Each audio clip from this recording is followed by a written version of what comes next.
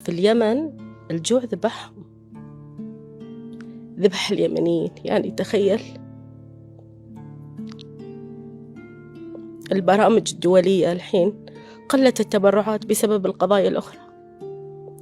اليوم ما في حق اليمنيين، ما نقدر إحنا كخليج ولا كدول عربية ولا كثير من التبرعات عشان توصل حق اليمن.